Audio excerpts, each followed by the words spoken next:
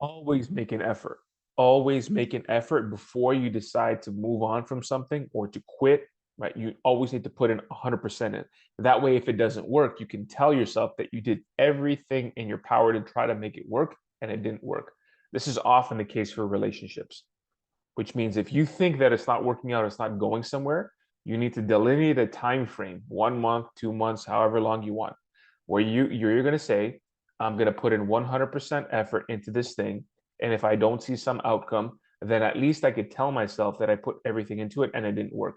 Now, you don't have to do this, and there are a lot of people who say if you're in a relationship, you must go XYZ. But if you don't put boundaries, like you must go above and beyond, and you've made a commitment to this person, a promise, even if it's not marriage and this and that, and you have to this and that. So what I'm saying is, don't be light with your relationships. Don't take them lightly. Don't be casual. I'm not a big fan of casual relationships. I don't understand that. Um, so what's really important is for you to really filter this person properly.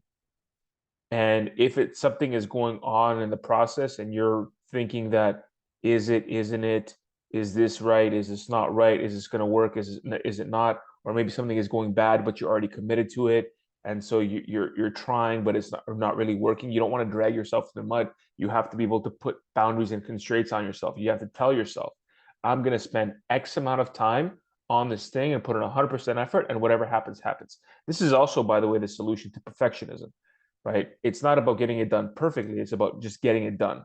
So you have to tell yourself, I'm going to work until I'm going to put 100% in until I get this done. And I'm going to let it go after that. Don't think about getting, because again, the whole relationship thing, it's a form of perfectionism, right? You want it to be exactly the way you want it. And you're hoping that it's going to change somehow.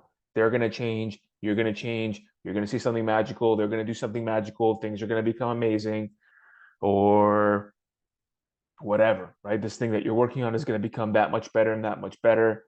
And you have to be able to distinguish, you have to be able to tune in internally and figure out when that point is. And when you feel like you're arriving there, you have to tell yourself, I'm going to put these constraints on this task, on this circumstance, on whatever the decision point is going to be in the future, whether it's X, 2 weeks, 2 months, whatever.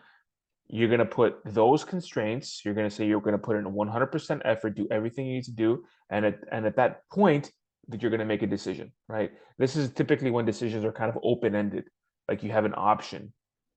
Sometimes you don't, sometimes there are deadlines, but put in 100% in, specify that deadline, and then that is a decision point that you need to make, and you're going to be at peace with yourself when you do that, because you're going to say, this is what I told myself, XYZ happened, but I could tell myself whatever happens after this, I can say that I put in 100% effort into whatever I was doing to try to achieve some positive outcome.